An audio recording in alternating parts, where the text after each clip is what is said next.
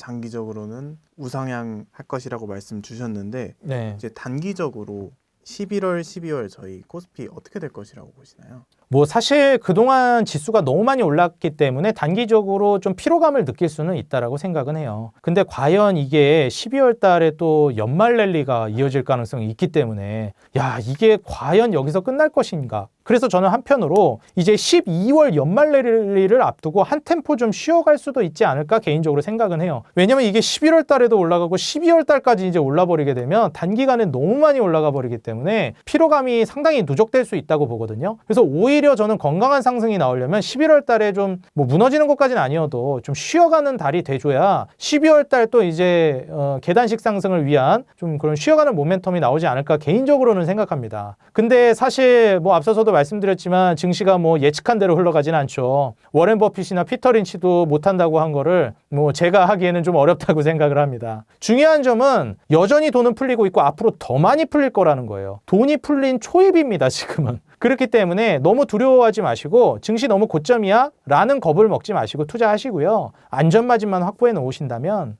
저는 걱정할 게 없다라고 생각합니다. 개별 섹터에 대한 질문 드리도록 하겠습니다. 이제 앞서서 말씀 주셨지만 젠슨왕 CEO와 국내 기업 총수들과의 일명 깐부 회동을 가지며 많은 화제가 되었는데요. 이재용 정의선 회장과 만난 이유는 무엇이라고 보시나요? 일단 뭐 너무 감성적으로 접근하자면 아시다시피 이제 그 젠슨왕 CEO가 그 96년도 편지를 받았다라는 내용을 언급하더라고요. 전 이건희 회장한테 편지를 받았는데 거기에서 굉장히 감명을 깊게 받았고 그리고 또 이제 삼성과의 계약이라든지 시너지를 통해서도 많은 발전이 있었다라고 좀 감성적인 멘트를 많이 남겨주기도 했었습니다. 그래서 물론 이제 그런 의리를 생각한 것도 있겠지만 사실 이제 비즈니스 하는 사람들이 뭐 의리로만 가겠습니까? 이득이 좀 돼야 되는데 그렇다라고 해서 뭐 삼성이라는 그룹이 뭐 의리로 땡겨줄 그런 기업은 아니거든요. 충분히 시너지를 낼 수 있는 대기업이고 물론 지금 SK하이닉스가 AI 반도체 HBM 분야에 있어서 삼성을 앞질렀고 패권을 장악했다라고는 얘기합니다. 지금 엔비디아, SK하이닉스 그리고 TSMC 이 삼각동맹 구도가 굉장히 견고하게 자리 잡혀 있는데 저는 삼성과 현대차와의 회동을 통해서 한국과의 이제 시너지를 앞으로 낼 가능성이 높다라고 보여져요. 그리고 중요한 것이 SK하이닉스에만 이제 의존하게 되면 사실상 이제 가격도 협상력에 있어서 좀 불리해질 수가 있거든요. 그리고 또 제가 중요하게 보고 있는 이제 포인트 중에 하나가 뭐냐면 이 AI 반도체라는 시장 자체가 지금 초기 단계라는 겁니다. 초기 단계에는 사실상 그 프리미엄 라인업밖에 존재할 수가 없어요. 쉽게 얘기를 하자면 우리가 맨 처음에 이제 삼성전자에서 뭐 플래그십 라인으로서 폴더블 폰이 나왔습니다. 그럼 그냥 폴더블 폰만 존재하는 겁니다. 근데 이제 나중에는 어떻게 될까요? 정말 이게 많이 발전하게 되면 폴더블 폰이 이제 가성비 라인업도 나오기 시작할 거예요. 그냥 지금 폴더블 폰은 플래그십 라인업이잖아요. 근데 이제 나중에는 가성비 폴더블 폰 이렇게 쭉쭉쭉 나오게 될 겁니다. 산업이 성숙화되게 되면. 왜냐면 이제 애플까지 진입하면 이제 대량 생산으로 넘어가게 될 거거든요. 그럼 이제 여기서 우리가 생각해 볼 수 있는 게 지금이야 초기 단계니까 AI 반도체가 그냥 프리미엄 라인만 있다지만 나중에 훨씬 더 대량 생산이 되게 되고 확장력이 커지게 되면 말 그대로 가성비 AI 반도체 라인업도 나온다는 겁니다. 그러면 과연 SK하이닉스 쪽이랑 프리미엄 라인업으로 계속 진행을 하되 가성비 라인업은 좀 기술적 제약이 낮아요. 지금 삼성전자 같은 경우에는 HBM도 지금 퀄테스트라든지 이런 거 계속 얘기가 나오고 있는 게 결국 지금 발열을 잡는 거, 그러니까 열 잡는 문제가 얘기가 많이 나옵니다. 그래서 이건 좀 사이드로 빠진 얘기긴 한데 그래서 제가 삼성전기도 많이 얘기를 했던 것이 이게 유리기판 사업을 전개하기도 하고 MLCC 사업이 주기는 하지만 유리기판 사업이 이제 발열 문제라든지 이런 것들도 이제 잡아나가기 때문에 추후에 이런 쪽은 저는 분명히 움직임은 나온다라고 보고 있어요. 여기서 생각해 봐야 될 만한 것이 결국 가성비 라인업이 이제 나오게 되면 삼성과도 충분히 이제 우리는 계약을 해나갈 수 있다라고 보고 있습니다. 특히나 이제 공랭식에서 순행식으로 이제 바꿀 걸로 이제 전망이 되고 있는 시점인데, 그럼 열에 대한 기준치 자체가 조금 더 낮아질 수 있습니다. 그럼 이제 삼성도 거기에 이제 진입을 할 기회가 있는 거거든요. 기술적 제약이 좀 낮아지는 거기 때문에. 그렇기 때문에 저는 이러한 포인트들까지 생각해 본다라고 하면 충분히 삼성전자도 후발주자로서 강세를 보여줄 수 있다. 물론 SK하이닉스가 저는 더 앞서갈 거라고 봐요. 왜냐면 1등은 1등이니까요. 그렇지만 이제 지금 현재 삼성전자가 접근하려고 하고 있는 파운드리 사업, 뭐 TSMC만 할 수 있냐? 우리도 할 수 있다 하면서 이제 접근하려고 하고 있는, 도전하고 있는 단계, 테슬라 쪽이랑도 지금 얘기가 많이 되고 있기 때문에 사실 삼성전자가 단순히 HBM 반도체, AI 반도체에만 국한되는 것이 아니라 뭐 파운드리라든지 그 다음에 이제 그 테일러팹, 이쪽에 있어서도 지금 테슬라와의 시너지가 많이 기대돼서 저는 엔비디아뿐만 아니라 테슬라와의 시너지도 삼성전자가 기대해 볼 만한 포인트가 많다라고 보고 있습니다. 앞으로도 AI 반도체는 장기적인 성장세는 이어질 것이라고 보고 있고요. 이 혁신이 어디까지 갈지는 당분간 이 돈이 풀리고 있는 유동성 장세에서 쉽게 꺼지진 않지 않을까 생각을 하고 있습니다. 지금 삼성전자가 11만 원 넘었고 하이닉스도 60만 원이 넘었는데 어디까지 갈 것이라고 보시나요? 사실 저는 개인적으로 봤을 때 SK하이닉스를 기준으로 봤을 때 주가가 너무 높다라고 말씀하시는 분들이 있어요. 근데 SK하이닉스는 제가 예전부터도 지금 이미 많이 올랐지만 예전부터 말씀드렸던 포인트 중에 하나가요. 이 기업이 싸다 비싸다를 이제 얘기할 때 우리가 보통 PER 얘기를 많이 합니다. 근데 이제 SK하이닉스가 지금 싸냐? 싸요. 주가가 이렇게 올랐는데도. 근데 이제 우리가 보통 PER의 함정에 빠지지 말라고 얘기하거든요. 그러니까 PER이 낮다고 꼭 다 좋은 건 아니에요. 이게 제가 이런 얘기를 왜 하냐면 PER이라는 거는 사실 저는 프리미엄이라고 해석합니다. 그래서 마진율이 낮은 회사들은 그 프리미엄을 많이 부여해 주지 않아요. 그러니까 예를 들면은 100만 원을 벌면 5만 원을 남기는 회사가 있고 100만 원을 벌면 20만 원을 남기는 회사가 있어요. 그럼 사실 이제 똑같은 매출을 올리더라도 그 후자의 기업들 100만 원에 20만 원 올리는 기업들을 더 높게 쳐줄 수밖에 없습니다. 근데 이거를 조금 더 다르게 해석을 해볼게요. 100만 원을 벌면 5만 원 이익을 남기는 회사가 있고요. 20만 원을 버는데 5만 원을 남기는 회사가 있습니다. 이익은 똑같아요. 5만 원입니다. 근데 마진율이 말이 안 되죠. 예, 20만 원에서 5만 원을 남기면은 거의 25%예요, 마진율이. 이런 기업들은 PER이 저 PER일 수가 없습니다. 프리미엄이 부여되어 있기 때문에. 왜냐면 이런 20만 원에 5만 원 마진을 남기는 회사들은 이익률이 25%나 되는데 이런 기업들은 만약에 매출이 100만 원이 됐다라고 가정해 볼게요. 그러면은 이익 늘어나는 속도가 말도 안 되죠. 그렇기 때문에 사실상 마진율이 높은 기업들은 프리미엄을 많이 부여해줘서 PER도 훨씬 더 높게 책정되어 있습니다. 왜냐면은 이익 기준치로 따졌을 때 PER이 지금 좀 높더라도 매출이 뭐 조금만 더 올라가 버리면은 PER은 확 떨어지거든요. 그래서 보통 뭐랑 비교하라고 많이 말씀드리냐면 진짜 저평가되어 있는지를 보려면 마진율, 지금 화면 통해서 보여드리는데 이게 SK하이닉스 재무제표거든요. 이 영업이익률이랑 순이익률이랑 비교했을 때 PER이 낮냐 높냐를 비교하라고 말씀드려요. 근데 지금 SK하이닉스를 보시게 되면 이게 2025년 기준 예상 영업이익률이랑 순이익률이거든요. 작년에 35% 영업이익률이었는데 올해는 45% 영업이익률이 기대됩니다. 순이익률은 41%예요. 거의 제약바이오 수준입니다. 이 정도면. 근데 지금 PER이 몇 배죠? 10배 정도입니다. 제가 이런 마진율이 45%, 순이익률 41% 나오는 기업들은요. PER이 30배 나와도 싸요. 근데 지금 10배예요. 내후년에는 이익 더 많이 벌죠? 45%, 53%, 50%가 전망됩니다. 그리고 40% 초중반이 기대되고 있어요. 한 초반 정도 유지될 걸로 기대됩니다. PER이 6배예요. 그러면은 마진율이 떨어지긴 하지만 27년도까지 해가지고 PER은 6배까지 떨어질 걸로 전망되고 그냥 절대적인 PER 기준으로도 6배면 싼 거예요. 일반적으로 우리가 PER 10배 이하면 그래도 싸다고 보거든요. 그냥 절대적인 기준으로 따져도. 근데 마진율이 50%, 40%가 나오는 기업이 PER이 10배 아래다? 말도 안 되게 싼 겁니다. 지금 매출, 영업이익, 순이익 늘어나는 속도도 말도 안 되죠. 그러니까 이런 기업이 근데 주가가 많이 올라갔다고 비싸다? 글쎄요. 저는 좀 다르게 생각합니다. 여전히 싸다. 근데 중요한 건 기술적으로 너무 올라갔다 보니까 솔직히 말해가지고 지금 진입하는 거 저도 좀 꺼려지긴 합니다. 저도 이제 몇 달 전부터 작년, 재작년, 불과 몇 달 전까지만 해도 SK하이닉스, 삼성전자 아직도 엄청 싸다. 지금 사도 얼마든지 먹는다 얘기했는데 지금은 여전히 싸다고는 보는데 기술적으로 좀 올라갔다 보니까 기술적 조정이 나올까 봐 지금 과감하게 들어가라는 말씀 드리긴 좀 어려울 것 같아요. 근데 솔직히 말씀드리면 저는 지금 주가에서 SK하이닉스, 주가가 아니라 시총으로 얘기할게요. 지금 시가총액에서 SK하이닉스가 2배를 올라가도 이상하진 않다고 봅니다. 고평가 아니라고 봐요. 그냥 적절한 수준으로 올랐네 정도라고 저는 봅니다. 그래서 저는 솔직히 말씀드리면 SK하이닉스가 삼성전자 시가총액을 진짜 따라잡으려고 할 가능성도 꽤 높다라고 보고 있고요. 이런 관점에서 봤을 때 삼성전자는 SK하이닉스보다 좀 뒤처지기는 합니다.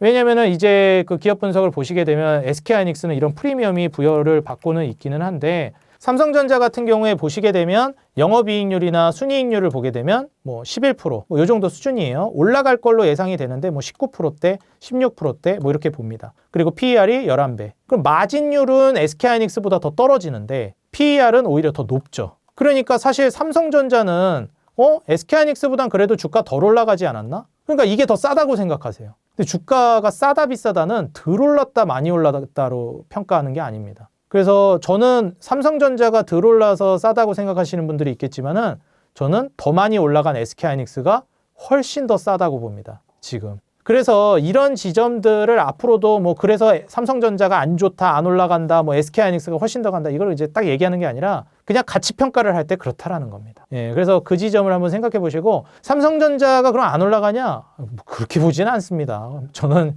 여전히 삼성전자 많이 올라갈 거라고 보고 있고요. 이런 이제 비교를 하면은 많은 분들이 이제 좀 부정적으로 보시는 분들이 있는데 저는 이제 보통 안 좋은 얘기하는 거 별로 안 좋아해요. 좋은 얘기만 하고 싶어 하는 사람이거든요. 좋으니까 비교하는 거예요. 삼성전자는 그 자체만으로도 이미 좋으니까. 제가 이제 배터리 관련된 얘기를 할 때도 로봇이 배터리보다 10배 파급력이 있을 거라고 본다 얘기하는데 배터리가 그 자체만으로도 이미 좋게 보기 때문에 그런 겁니다. 그 후발주자를 좀 강조하기 위해서 제가 좀 그렇게 얘기하는 거니까요. 삼성전자는 여전히 좋다. 근데 SK하이닉스가 더 많이 올랐지만 훨씬 더 저는 가치평가 수준으로 따져봤을 때 싸다고 보고 있다. 이렇게 말씀드립니다.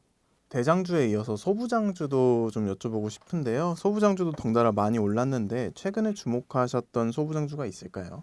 일단 이제 반도체 소부장주라고 하면 솔직히 오를 만한 종목들은 대부분 올라서 지금 한번 좀 살펴보긴 할 텐데요. 뭐 일단 뭐 심택이라든지 이제 일봉상으로 주가를 보게 되면은 이제 뭐 한미반도체라든지 이런 종목들이 이제 대표 주자거든요. 근데 이제 뭐 한미반도체 같은 경우에는 조금 최근에 이제 이슈가 하나 있기도 했었기 때문에 조정이 좀 나오고 있긴 한데 이익 구조 자체가 뭐 워낙에 좋기도 하고 마진율도 높고 캐파가 이제 성장은 나올 거라고 봐서 뭐 계속 좋을 것 같긴 합니다. 그리고 이제 뭐 이수페타시스라든지 이런 종목들도 괜찮게 보고 있긴 한데 다들 아시다시피 너무 많이 올랐어요. 근데 이제 우리가 그 삼성전자의 테일러팩 공장 기반으로 해가지고 수혜를 기대해 볼 수 있을 만한 기업들도 있죠. 뭐 HPSP라든지.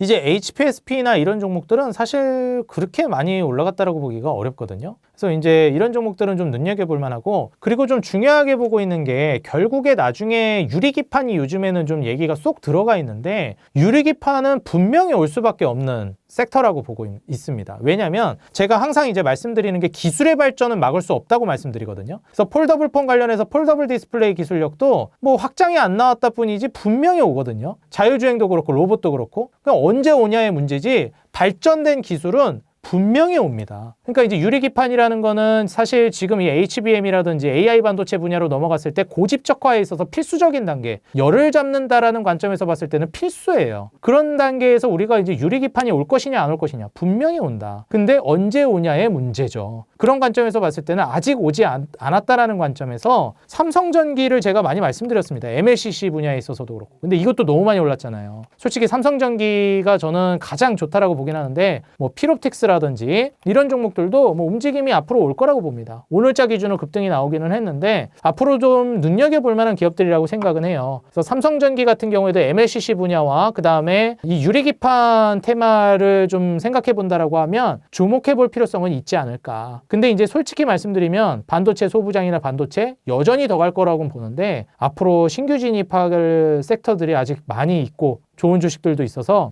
그런 종목들과 좀 섞어가지고 투자하는 전략이 좋을 것 같습니다. 원전주 섹터에 대해서 좀 여쭤보고 싶습니다. AI 밸류체인 수혜주로 많은 분들이 원전주 주목하고 있는데요. 10월 두산 엘러빌리티가 좋은 흐름 보이고 있는데 원전주 전망은 좀 어떻게 보고 계신가요?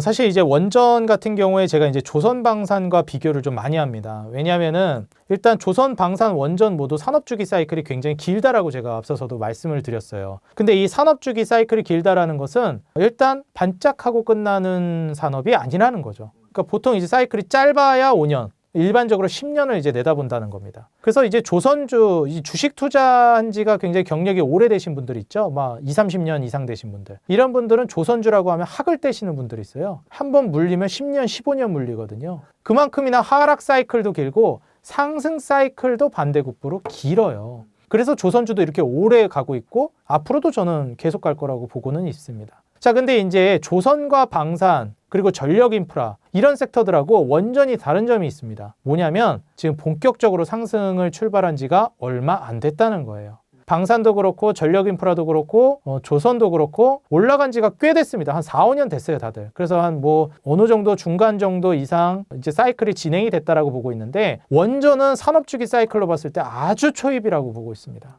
그래서 앞으로 SMR 소형 모듈 원자료부터 해서 AI 반도체 인프라 그 스트럭처에 있어서 가장 핵심적인 역할을 보여주고 있는 게 아무래도 원전이기 때문에 원전 모멘텀은 이제 겨우 1차 슈팅 정도가 나왔어요. 뭐 이미 종목들을 보면 알 수 있습니다. 두산 에너빌리티를 보시더라도 이미 장기적으로 봤을 때 이제 2차 슈팅을 하고 있는 단계라는 걸 확인할 수 있어요. 그렇기 때문에 뭐 두산 에너빌리티뿐만 아니라 뭐 한국전력 같은 경우에도 2차 슈팅이 이제 나오고 있는 단계. 그 다음에 BHI 2차 슈팅이 아니라 이건 좀 무난하게 우상향을 보여주고 있죠. 그 다음에 GNC 에너지 2차 슈팅을 이제 하고 있는 단계죠. 그러니까 사실 이제 원전 관련된 모멘텀을 본다라고 하면은 솔직히 기간으로 놓고 따져도 그렇고 파동으로 놓고 따져도 그렇고 본격적으로 슈팅이 나온 지가 이제 뭐 1년, 2년 남짓이에요. 사이클 주기가 원전이 무슨 뭐 1년, 2년 짓고 끝나는 사업이 아니거든요. 근데 이제 AI 산업 초기 단계에서 원전이 이렇게 짧게 치고 끝난다. 무슨 테마로 치고 그냥 수직 하락해서 끝난다?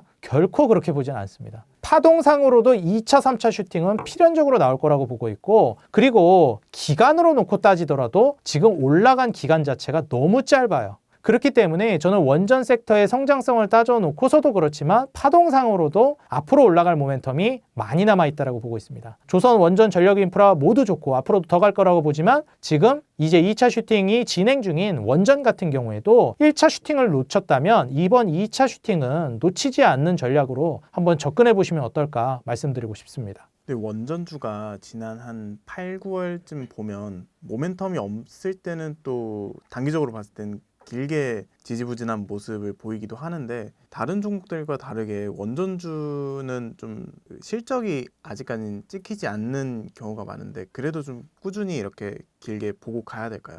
저는 꾸준히 길게 가지고 가야 된다고 봐요. 왜냐면 우리가 이제 탑다운 방식으로 위에서부터 수요가 떨어지는지를 봐야 되거든요. 그러니까 예를 들어서 AI 산업이 지금 고점이다 아니다, 거품이다 아니다 이게 논란이 되게 많잖아요. 근데 이제 그 거품이다 아니다 이거를 이제 우리가 생각해 보려면은 수요가 빵빵하게 자리 잡고 있느냐가 이제 중요하거든요. 그래서 뭐 이런 전략들도 중간에 있긴 해요. 예를 들면은 위에서 이제 AI 기업들이 있는데 뭐 밑에 이제 소부장 쪽에다가 뭐좀 속된 말로 좀 뻥카를 합니다.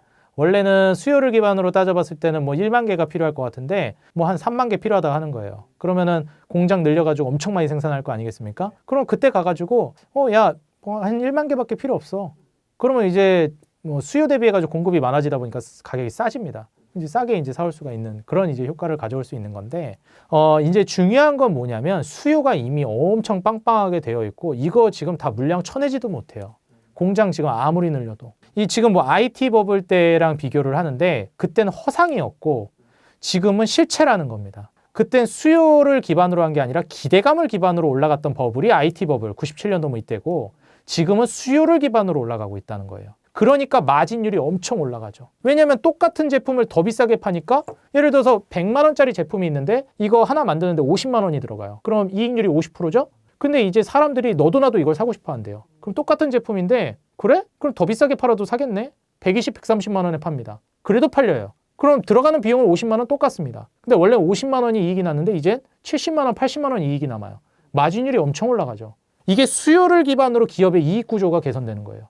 그렇기 때문에 사실 이런 거는 수요를 기반으로 성장하냐 아니냐를 봐야 되는데 IT 버블과 비교할 게 못 된다고 봅니다. 지금 AI 산업 자체는 수요가 말도 안 되게 밀려있는 상황이고 그걸 기반으로 따져보면 이미 인프라를 구축하고 있는 단계인데 원전은 어떻게 되겠습니까? 한참 멀었다. 지금 저거 건설하는데도 원전 건설부터 해서도 그렇고요. 제대로 지금 갖춰지지도 않은 단계예요. 이게 지금 여기 1차 파동에서 끝난다라는 것은 제가 보기에는 너무 터무니없다. 예, 장기적으로 봤을 때 10년 봐도 저는 무리가 없을 거라고 보는 입장이라 중간에 뭐 사이클 따라서 조정이야 있을 수 있겠지만 고점 갱신은 분명히 할 거라고 저는 보고 있는 입장이에요. 중간에 뭐 추세가 깨지면서 뭐 어떤 돌발악재가 터지면서 뭐 위축이야 될 수는 있겠죠. 실제로 얼마 전에도 두산에너빌리티나 뭐 노출되지 않았던 그 계약 내용 터지면서 뭐 조정 나오기도 하고 그랬잖아요. 근데 그 계약 내용 터지고 어떻게 됐습니까? 떨어졌다가 그때 당시 이제 두산에너빌리티 같은 경우에도 그 계약 내용 발표되면서 와 이거 뭐 불공정 계약 아니냐 뭐 숨겼다 뭐 이런 얘기 했는데 그때 그러면서 두산에너빌리티도 그렇고 원전주들이 전반적으로 어떻게 됐냐면은 주가가 빠졌어요. 그때가 이제 이때 주가 보면 이제 알 수 있는데 8월 달이었어요. 이때 얘기 나오면서 주가 쭉 빠지더니 이제 어떻게 됐죠? 엄청나게 올랐어요. 그러니까 이게 1차 슈팅 나오고 그런 뭐 자잘한 악재? 그러니까 제가 이제 이런 자잘하다고 표현해가지고 뭐 이게 조금 듣기 불편하신 분들 있을 수 있는데 크게 보면 자잘하죠. 관세? 아니 지금 자동차 못 사가지고 이제 난릴걸요? 호경기 오면? 원전 지금 못 사서 못 구해서 난리예요. 원전 기업 빨리 지금 체결해달라고 빅테크들 기업이 지금 난립니다. 근데 뭐 계약 내용 그거 뭐 조금 뭐 불리하다. 중요한 건 그런 게 아니다. 수요가 지금 엄청나게 쌓여있다라는 게 중요하다. 우리가 사소한 거에 디테일한 거에 너무 집착하지 말자는 거예요. 이거 이렇게 얘기하면 또 그게 사소하냐 얘기하실 수 있는데 그러니까 포커스를 어디다 맞추냐. 이게 중요하다고 생각합니다. 계약 내용 중요하죠. 그런데 지금 이 수요 자체가 어마무시하다라는 거. AI발 수요 자체가. 이거에 포커스를 한번 맞춰보시기 바라겠습니다. 이제 새로운 또 AI 수혜주로 올라오고 있는 게 ESS 관련주로 2차 전지가 또 주목을 받고 있는데요. 2차 전지 관련 흐름이 지금 굉장히 좋았습니다. 이유가 무엇이라고 보시나요? 일단 이제 2차 전지는 한 측면에서 봤을 때는 이제 화학 섹터 카테고리로도 이제 들어갈 수가 있을 것이고, 그래서 제가 이제 예전부터 이제 배터리 쪽 그 2차 전지 얘기할 때 많이 언급드렸던 것이 좋다, 올라갈 거라고 본다. 근데 지금은 아니다 말씀을 드렸어요. 왜냐면 우리가 이제 화학이라는 게 어떤 섹터입니까? 앞서 말씀드린 자동차처럼 경기 사이클을 타는 경기 민감 업종이에요. 화학 업종도. 근데 2022년, 23년, 24년 어땠습니까? 긴축 기조였어요. 심지어 유동성 장세가 있었던 2020년, 21년 유동성이 풀릴 때 양적 완화의 성장주 모멘텀까지 받으면서 말도 안 되는 거품으로 이제 끌어올린 게 2차 전지였습니다. 근데 긴축이 왔어요. 거품 다 깨지죠? 심지어 경기도 점점 안 좋아지죠? 어떻게 2차 전지가 올라갑니까? 말이 안 되는 거거든요.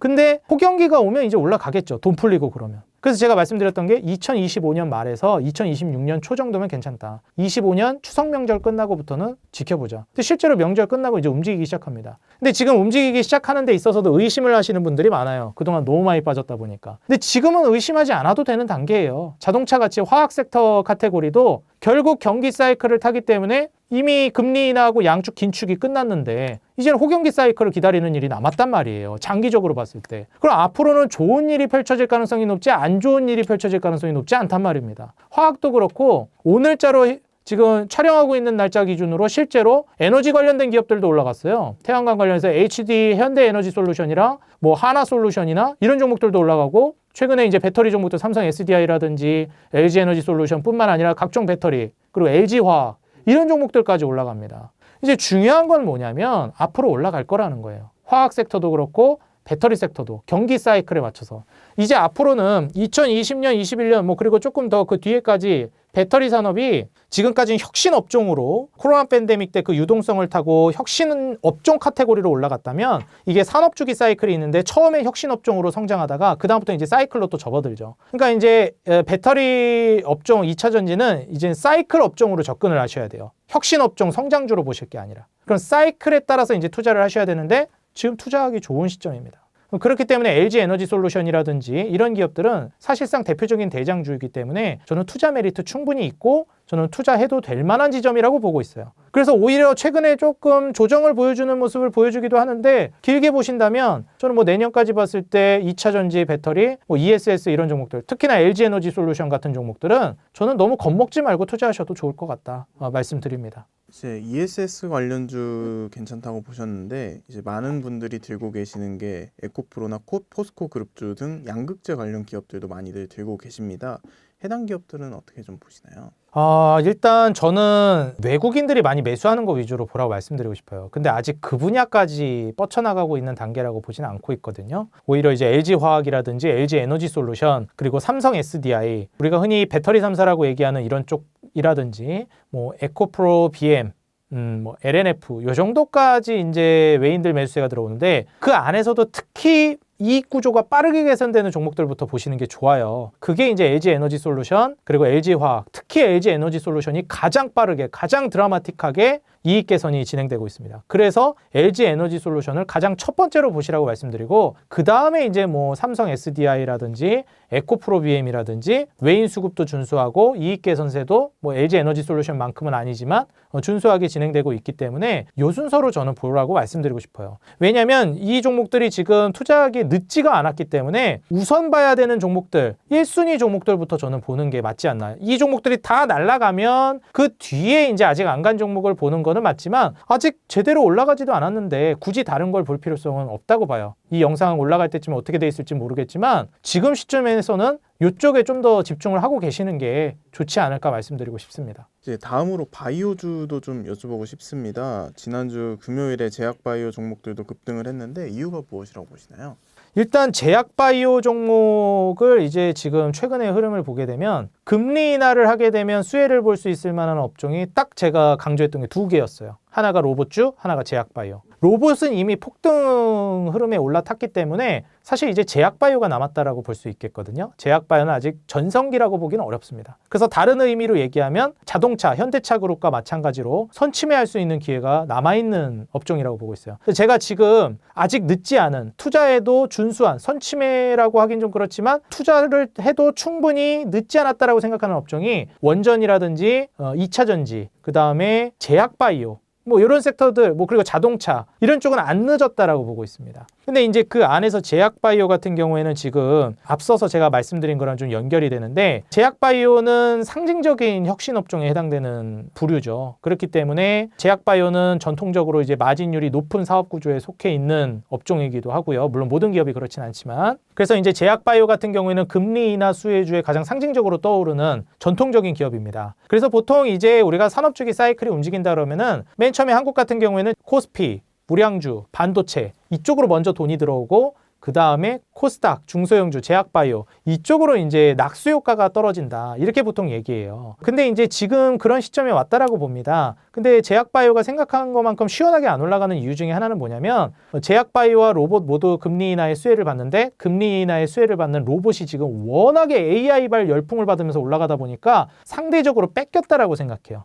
근데 이제 충분히 제약바이오는 전통적으로 금리 인하 수혜주기 때문에 무난하게 계속 금리 인하 기조에서는 수익을 볼 겁니다. 그래서 너무 조급하게 생각하지 마시고 로봇에 비해 뒤처진다 뿐이지 갈 종목은 갈 것이다. 그리고 연준이 이제 금리 인하를 단행하긴 했지만 찬물을 좀 끼얹었잖아요. 말로써 12월 기준금리 인하 확정된 거 아니다. 너무 설레발치지 말아라. 흥분하지 말아라. 이런 식으로 얘기하다 보니 그랬지만 행동은 양적 긴축 조기 종료. 그리고 기준금리 인하. 앞으로도 이 기조는 바뀌지 않을 것으로 전망되고요.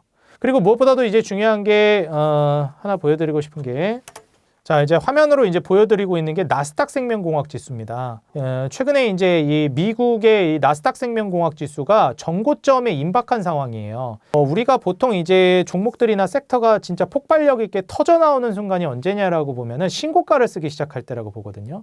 실제로 이제 필라델피아 반도체 지수도 지금 연달아서 이제 신고가를 쓰면서 뭐 매번 이제 좀 올라가고 있는데 2021년 코로나 팬데믹 때 풀렸던 유동성 수준의 고점을 필라델피아 반도체 지수는 AI 모멘텀을 기반으로 해가지고 이미 2023년 말에서 2024년도에 고점 갱신을 해줬습니다. 그리고 나서 눌림목이 나왔다가 2025년 들어서면서 AI는 꺼지지 않았다라고 하면서 또다시 급등이 나왔죠. 사실상 코로나 팬데믹 때 형성됐던 이제 반도체 지수 고점을 돌파한 시점부터 또 다른 이제 엄청난 붐이 일었다고 저는 생각해요. 그게 2024년부터 시작됐다라고 봅니다. 실제로 작년 초부터 이런 AI발 모멘텀은 엄청난 모멘텀을 보여줬거든요. 자, 그런데 나스닥 생명공학 지수를 이제 보시게 되면 코로나 팬데믹 때 형성되었던 그런 이제 모멘텀들과 우리가 이제 비교를 해보는 게 좋다라고 보고 있어요.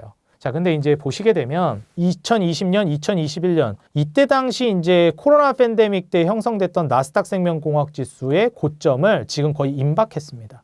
여기를 이제 돌파하기 시작하면서부터는요, 엄청난 시너지가 나올 거고요. 이제 반도체 지수로 빨려 들어갔었던 AI발 반도체 관련된 수급 모멘텀이 제약바이오 쪽으로 확 넘어오는 지점이 될 거라고 보고 있어요. 언제부터? 그렇죠. 역사적 신고가 돌파가 나오는 지점부터. 나스닥 생명공학 지수가. 근데 지금 임박했습니다. 물론 여기서 좀 저항을 맞고 떨어졌다가 올라간다든지 이럴 수도 있긴 한데 그건 뭐 시간의 문제지. 앞서서도 말씀드렸듯이 언제냐의 문제지 올 게 안 오지는 않는다. 올 것은 온다. 금리 인하는 계속할 것이고 유동성은 풀릴 거기 때문에. 그래서 제약바이오가 왜 금리 인하와 그 돈 풀리는 게 중요합니까? 사실 이제 제약바이오라는 게 결국에는 이제 그 임상이라든지 이런 거 천문학적인 돈이 투여가 되는 그런 산업입니다. 그래서 이게 성공하는 게 되게 중요한데 엄청난 이제 자본이 투입되는 산업이다 보니 아무래도 자금적인 체력이 뒷받침이 되어줘야 돼요. 뭐 예를 들어서 자금 조달을 한다라고 했을 때 대출을 받는다라고 우리가 쉽게 생각을 해보더라도 이자가 쌀 때 대출 받는 게 좋거든요. 부담도 없고 더 많은 돈을 끌어올 수도 있고요. 그러면 투자 모멘텀 자체가 크게 확장됩니다. 그래서 이런 혁신 업종이라고 부르는 아직 이익 구조가 궤도에 올라서지 못한 업종들 있죠. 적자 보고 있고 나중에 이 업황이 커지고 본격적으로 이제 산업이 확장되면 돈은 그때 벌긴 할 건데 아직은 제대로 못 버는 업종들. 이제 막 신생아처럼 이제 태어나기 시작한 업종들. 로봇, 뭐 2020년도에 2차 전지, 뭐 앞으로 있을 로봇과 자율주행, 지금 떠오르고 있는 AI 이런 것들이 혁신 업종이잖아요. 제약바이오는 그냥 전통적인 혁신 업종입니다. 언제나 혁신 업종이에요, 제약바이오는. 그래서 매번 금리 인하 사이클마다 움직입니다. 그렇기 때문에 제약바이오는 이번 금리 인하 사이클에 맞춰서 또 움직임이 강력하게 나올 거라고 보고 있어요. 그래서 나스닥 생명공학 지수를 살펴보시고 금리 인하 추이가 앞으로도 계속될 거라는 걸 생각하면서 제약바이오는 너무 심려하지 않으시면서 믿고 가져가 보셔도 좋지 않을까 말씀드립니다. 이제 다음으로 플랫폼주 관련해서 여쭤보고 싶은데요. 네이버나 카카오 등 플랫폼 관련 기업들은 어떻게 보고 계신가요? 일단 지금 현재 그 영상 촬영하고 있는 날 기준으로 이제 직전에 미국에서 이제 팔란티어라든지 오라클 같은 기업들이 좀 주목을 받기 시작했고, 주목해 볼 만한 포인트가 이제 미증시에서 서서히 AI 분야의 하드웨어에서 소프트웨어 쪽으로 돈이 이제 유입되고 있는 걸 확인할 수 있는 지점이었어요. 이제 작년이나 올해 초까지만 하더라도 AI 초기에 이제 하드웨어 단계, 반도체라든지 전력 인프라라든지 뭐 데이터 센터 관련된 종목들이 움직이다가 하드웨어 쪽으로 좀 움직임이 수급이 이동하는 모습을 보여주기도 했었거든요. 근데 그러다가 뭐 관세 어쩌고 저쩌고 하면서 한번 중간에 좀 끊겼다가 다시 또 이제 AI 모멘텀이 불어왔는데, 지금 AI 모멘텀으로 재차 좀 올라가고 있는 상황에서 분명히 또 소프트웨어 쪽으로 이동을 할 겁니다. 왜냐하면 산업이라는 게 보통 일반적으로 소프트웨어부터 가는 경우는 거의 없어요. 조선 같은 경우에도 제가 앞서서 HD 현대 마린 솔루션 말씀을 드렸지만 HD 현대그룹주, 조선주 뭐 이런 쪽 하드웨어가 먼저 가고 솔루션이 가는 거지, 하드웨어가 안 갔는데 솔루션이 가는 경우는 거의 없습니다. 아이폰을 만들어야 아이폰 소프트웨어가 이제 뭐 구동이 돼가지고 그 다음부터 가는 거지, 아이폰 스마트폰을 개발을 안 했는데 어떻게 그 안에 구동되는 소프트웨어를 얘기하겠어요. 그러니까 이게 순서의 문제가 보통 그러합니다. 그래서 지금 AI 분야 같은 경우에도 하드웨어가 먼저 움직인 건 지극히 당연한 거고, 그 다음에 소프트웨어가 움직이는 것도 지극히 당연합니다. 그런 순서상으로 하드웨어가 신나게 갔으니 소프트웨어가 간다라는 거 얼마든지 예측할 수 있는 거거든요. 근데 중요한 건 소프트웨어를 어떻게 투자하느냐예요. 뭐 솔직히 양자 컴퓨터 이런 것들도 많이 말씀하시는 분들이 있는데, 저는 한국 주식을 전문으로 이제 얘기하는 사람이라 한국 주식 투자를 하시는 데 있어서 양자 컴퓨터는 안 건드리시는 게 좋지 않을까 말씀드립니다. 우리나라가 잘하는 걸 투자해야지 한국 주식 하시려면 뭐 굳이 지금 경쟁력 없는 거를 하는 거는 저는 좀 아니라고 봐요. 그럼 한국형 소프트웨어 투자한다라고 하면 우리가 뭘 봐야 되느냐? 저는 플랫폼을 봐야 된다고 봅니다. 왜냐하면 지금 AI 사업 모멘텀에 있어서 플랫폼이 가장 앞서 나가고 있고요. 그리고 소프트웨어 분야에 있어서 가장 강력한 모멘텀으로 불어오고 있는 게 결국 플랫폼입니다. 우리가 이제 반도체로부터 엄청난 이제 산업 성장을 보유했고 뭐 기록했고, 국부의 대부분을 반도체에서 기록했는데 그 다음 타자로서 성장한 것이 부동산으로 놓고만 보더라도 이제 뭐 판교라든지 뭐 이런 쪽 다들 아시죠? 그래서 뭐 네이버나 카카오로 이제 비견되는 플랫폼 기업들의 강세가 이어졌습니다. 이제 소프트웨어 강세가 이어졌다라는 거죠. 근데 이제 중요한 점은 지금 우리가 반도체에 있어서 굵직하게 삼성전자, SK하이닉스 같은 하드웨어 단의 이제 종목들이 움직였는데, 그 다음 타자로 이제 소프트웨어가 올라가면 한국형 투자를 하실 거면 플랫폼을 보셔야 된다. 네이버나 카카오 같은 기업들. 그래서 소프트웨어 쪽으로 AI 모멘텀이 불어온다라고 하면 플랫폼을 먼저 보시고, 그 다음으로 더 간다라고 하면 게임으로 갈 거라고 보고 있어요. 그래서 사실 저는 지금 게임까지 갈 것도 없이 아직 네이버 카카오 별로 안 갔거든요. 충분히 지금 싼 가격이기 때문에 네이버 카카오가 올라가는 걸 보고 게임주 그때부터 공략해도 소프트웨어 단계에 있어서는 순차적으로 충분히 투자 모멘텀을 가져갈 수 있지 않을까, 이렇게 좀 생각이 됩니다. 이제 마지막으로 대표님의 현 시점 포트폴리오 전략이 좀 궁금합니다. 만약에 1억이 있다면 대표님께서는 어떻게 투자를 하실지도 좀 한 말씀 부탁드리겠습니다. 참 이게 그 시점에 따라 중요한 것 같은데요. 저는 만약에 제가 이제 1억이 있다라고 가정하면 지금 현 시점에서 주목을 받고 있는 업종과 차기, 그러니까 아직 주목을 받고 있지 못하는데 앞으로 주목을 받을 수밖에 없는 업종을 같이 좀 섞으셨으면 좋겠습니다. 왜냐면 솔직히 저도 사람이기 때문에 앞으로 올라갈 건 알겠는데 그걸 사둔 상황에서 안 가고 좋다고 생각하는 업종이 자꾸 그쪽 올라가고 있으면 이게 마음이 편하지가 않아요. 그렇기 때문에 이미 어느 정도 올라갔는데 시장에서 주인공이고 더 갈 여력이 어느 정도 충분히 있는 섹터라면 금액 조절을 하셔서 좀 투자를 하는 게 좋다고 봅니다. 그래서 뭐 한 30% 정도는 좀 투자를 하시고 한 30-40% 정도는 앞으로 올라갈 업종에 투자하시는 게 좋을 것 같아요. 그리고 못해도 한 20-30% 정도는 경제적 에어백 역할을 할 수 있을 만한 현금이라든지 금이라든지 이런 안전자산이 좀 확보가 되어 있는 게 좋겠습니다. 그럼 지금 주인공이 되고 있는, 앞으로도 움직일 가능성이 있는 좀 늦었다라고 생각되지만 그래도 투자해볼 만한 업종이 뭐가 있냐? 일단 첫 번째로 저는 반도체라고 생각합니다. 반도체는 사이클이 계속되고 제약바이오 쪽이나 혁신업종 로봇이 올라간다라고 해서 안 올라가진 않아요.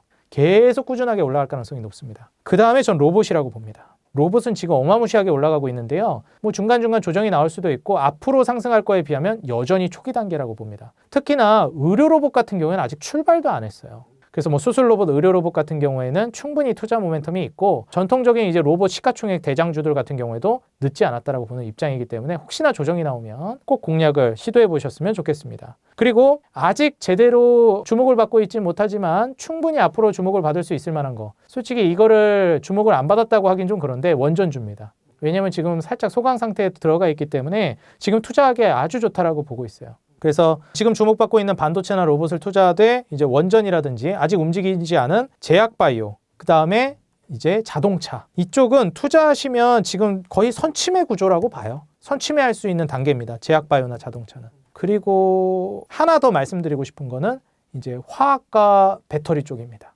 화학과 배터리도 지금 너무 초기 단계고 심지어 조정까지 나오고 있기 때문에 화학과 2차 전지, 자동차 다 사이클 산업이죠. 경기 사이클 산업. 이런 쪽은 지금 저가 매수하기 좋습니다. 제약바이오도 그렇고요. 그리고 엄밀히 따져서 반도체, 로봇, 원전은 지금 두각을 드러내고 있는 주인공 역할을 하고 있는 섹터들이니까 반도체, 로봇, 원전을 지금 소외받지 않는 섹터로서 공략하시고 앞으로를 준비한다는 개념으로 제약바이오, 자동차, 화학 배터리 공략을 하신 다음에 말씀드린 현금과 금, 안전마진을 좀 확보해 놓으신다면 증시 충격이 왔을 때도 대비가 가능하고 앞으로 올라갈 종목들을 그리고 섹터들을 선침해하기도 좋고 지금 시장에서 소외받지도 않을 수 있기 때문에 좀 아주 좋은 포트폴리오 전략이 되지 않을까 생각이 듭니다.